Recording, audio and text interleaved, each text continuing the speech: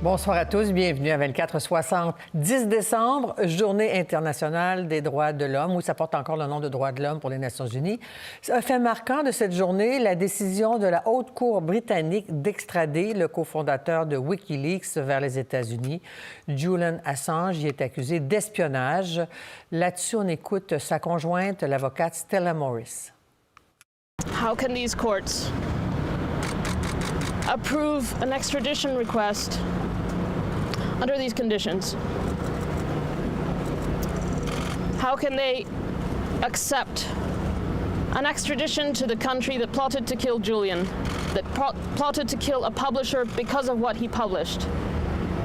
This goes to the fundamentals of press freedom and of democracy. We will fight. Every generation has an epic fight to fight, and this is ours. Le combat de Julian Assange a commencé en 2010 avec la diffusion par Wikileaks de documents classifiés sur la guerre en Irak et en Afghanistan. En décembre la même année, il est arrêté à Londres et pendant 7 ans, Julian Assange se réfugie à l'ambassade d'Équateur, à Londres toujours. En avril 2019, il est finalement arrêté par la police britannique puis emprisonné. Aujourd'hui, la justice britannique autorise son extradition vers les États-Unis, mais on a compris que le combat allait continuer. Alors, qu'est-ce qui attend Julian Assange? J'ai fait le point avec son avocat, Maître Anthony V, un peu plus tôt, que j'ai joint à Cotonou, au Bénin. Maître V, depuis le Bénin, depuis Cotonou, merci d'être avec nous pour réagir à la décision de la Haute Cour britannique d'extrader votre client Julian Assange aux États-Unis. On vient d'entendre sa femme, elle-même avocate, Stella Morris, dire qu'elle va continuer le combat. Que risque maintenant Julian Assange? Je crois que les mots de sa compagne ont été très très forts. Il risque deux choses. La première, c'est un procès qui ne peut pas être un procès équitable aux États-Unis parce que depuis 11 ans, il souffre de cette persécution politique dont il est victime. Et tous les observateurs internationaux qui ont pu le voir l'ont dit. Il a une faiblesse, une fragilité de santé aujourd'hui qui ne lui permettent plus de faire face à cette procédure.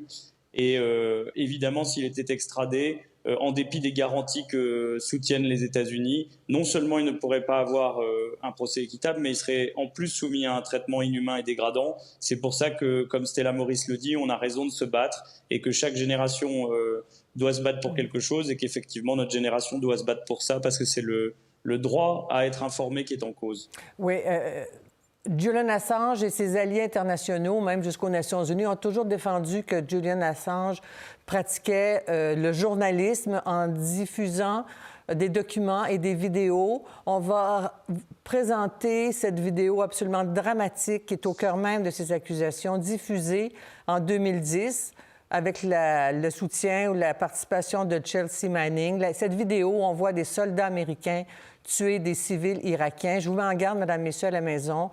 C'est une vidéo qui fait très mal à regarder, mais c'est le genre d'information que Julian Assange voulait diffuser, les violations des conventions internationales. On regarde cette vidéo.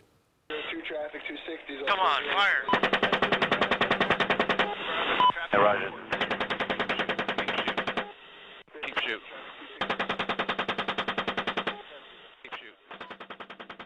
Julian Assange a eu, au fil des années, beaucoup d'appuis internationaux.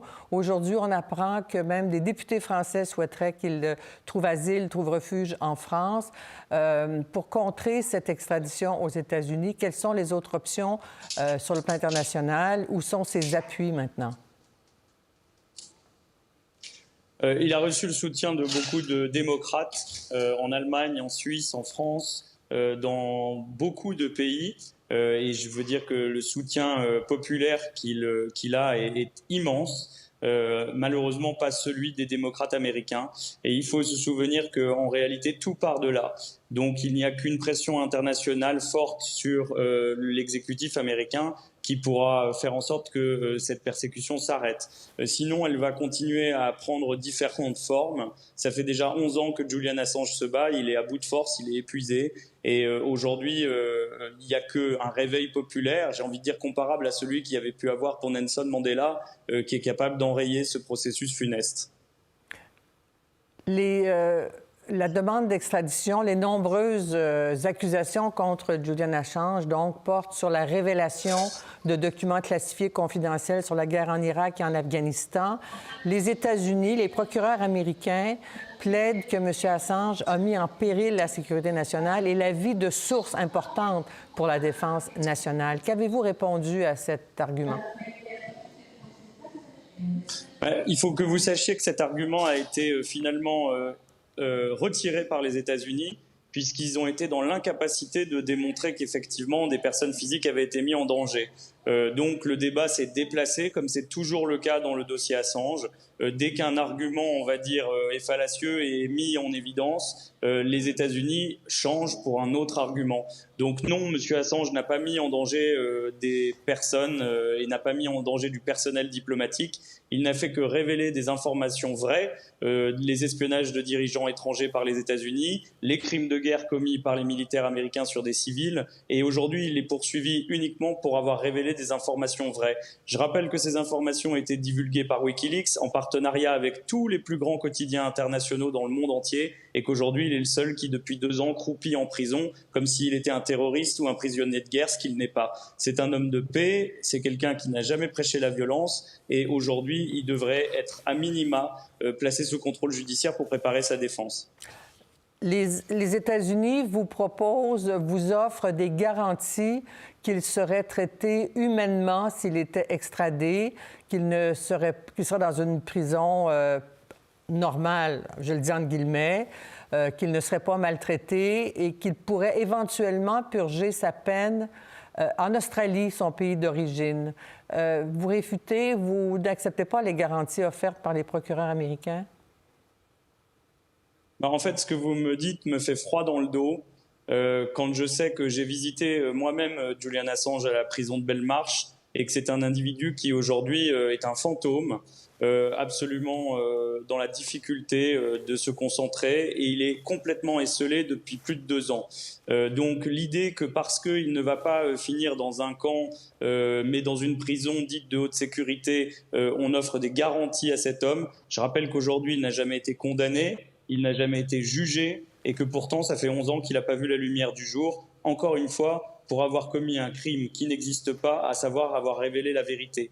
Donc j'espère que tous les journalistes, tous les citoyens qui écoutent cette émission se rendent compte qu'aujourd'hui, c'est leur droit à être informé qui est en jeu. C'est leur droit à avoir accès à une information vraie, crédible, et qui met en cause des gouvernants américains, parce que ce sont eux qui, dans ces cas-là, étaient les criminels. Donc aujourd'hui, ces criminels-là font de Julian Assange leur victime depuis plusieurs années. Et malheureusement, ce processus judiciaire n'a pas connu son épilogue ce soir. Mais comme l'a dit Stella Moris et comme le demande Julian Assange, nous allons continuer à nous battre. La Haute Cour semble refuser l'argument de la situation, les questions de santé mentale de votre client. Bon, d'autant qu'il a fondé une famille alors qu'il était réfugié à l'ambassade d'Équateur, qu'il a eu 2 enfants. Pourquoi la Cour n'accepte pas cet argument, ou pourquoi devrait-elle l'accepter, cet argument? Alors, la Cour d'appel n'a absolument pas remis en cause la décision du juge britannique sur cet argument-là, et je crois qu'aucun observateur de ce dossier ne peut contester que Julian Assange est aujourd'hui dans un état psychique et psychiatrique extrêmement délabré. Le rapporteur spécial des Nations Unies parle de persécution et de torture institutionnelle dans ce dossier. Je crois qu'aucune institution n'a remis en cause ce constat, et c'est ça aussi toute la difficulté du dossier d'Assange, c'est de constater qu'un homme est torturé à ciel ouvert sous couvert d'une procédure judiciaire qui est complètement instrumentalisée. Donc il faut que l'opinion publique le comprenne, il faut qu'il se rende compte de la réalité de cette torture, et il faut arrêter de penser que parce qu'un homme effectivement essaye de s'accrocher à la vie en fondant une famille, pour autant il n'est pas torturé. Il n'a pas vu la lumière du jour depuis 11 ans, il n'a aucun contact avec ses proches, il est incapable de parler à la presse. Donc oui, c'est un homme qui est esseulé et qui aujourd'hui subit une torture qui n'a aucune justification. Oui, vous avez cité le rapporteur officiel sur la torture, effectivement, qui dit qu'il souffre, enfin, qu'il subit, que son incarcération a un caractère cruel, arbitraire, inhumain et dégradant. Cela dit, est-ce qu'il y a des voies de négociation possibles? Je prends l'exemple d'Edward Snowden qui dit « Je retournerais aux États-Unis si j'avais la garantie d'un procès public. » Or, il n'a pas cette garantie. Le gouvernement, Barack Obama avait commué la peine de Chelsea Manning, avec laquelle M. Assange a publié ces fameuses vidéos et documents. Est-ce qu'il y a des voies de négociation possibles, selon vous, de médiation possible? Non, mais la différence, c'est que M. Assange ne reconnaît absolument pas les faits pour lesquels il est poursuivi. M. Assange n'était pas un fonctionnaire de l'administration américaine. M. Assange n'a pas aidé à la diffusion de ces vidéos. Ces vidéos lui ont été remises par le biais d'une plateforme qui sécurise les sources. Et aujourd'hui, il n'est uniquement poursuivi que pour la publication de ces vidéos. Et évidemment, M. Assange n'a absolument rien à voir avec la justice américaine. En réalité, les États-Unis et M. Assange ont mené un combat idéologique pendant plus de 10 ans. Et pour incarcérer M. Assange et le faire taire, on a transformé ce combat politique en un combat judiciaire. Pour l'instant, pour les États-Unis, cette stratégie a été payante, mais le cas Assange n'a rien à voir sur le fond avec les cas que vous venez de décrire. Sauf qu'ils interrogent sur notre rapport et plutôt sur le rapport des dirigeants américains avec la vérité. Ouais. Des coïncidences dans la vie, dans l'histoire. Je vous joins à Cotonou alors que vous défendez une femme politique qui a voulu défendre ses convictions et qui est accusée de certains complots. Et par contre, on est aussi, aujourd'hui, 10 décembre, journée internationale de ce qu'on appelle encore les droits de l'homme. Ici, on les appelle les droits de la personne, mais les droits de l'homme. En quoi cette histoire de Julian Assange peut être un symbole, justement, de l'importance de défendre les droits de l'homme? C'est le symbole actuel de notre époque sur la défense des droits de l'homme. D'abord parce que dans les droits de l'homme, il y a effectivement cette liberté d'informer sans laquelle on ne peut pratiquer la démocratie.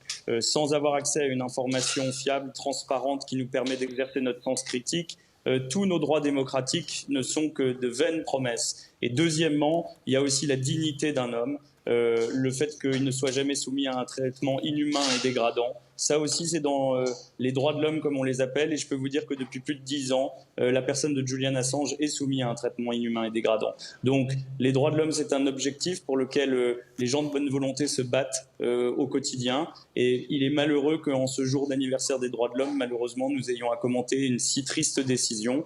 Mais encore une fois, c'est un combat que doit relever notre génération pour faire en sorte que les gens comme vous, les journalistes qui diffusez des informations vraies, ne puissent jamais être persécutés par un pouvoir exécutif parce que les informations qui sont diffusées lui déplaisent. Antoine V., avocat de Julian Assange et aussi avocat de Rekia Madougou, accusé en ce moment au Bénin. Vous avez quitté la cour aujourd'hui en enlevant votre toge protestant contre l'indépendance du tribunal. On croit comprendre que c'est vraiment le combat de votre vie que de défendre des personnes contre les abus commis à leur endroit. Merci beaucoup, Antoine V., et bon retour en France, parce que je vous joins à l'aéroport en ce moment. Pour voir nos émissions en entier, rendez-vous sur la chaîne ICI RDI.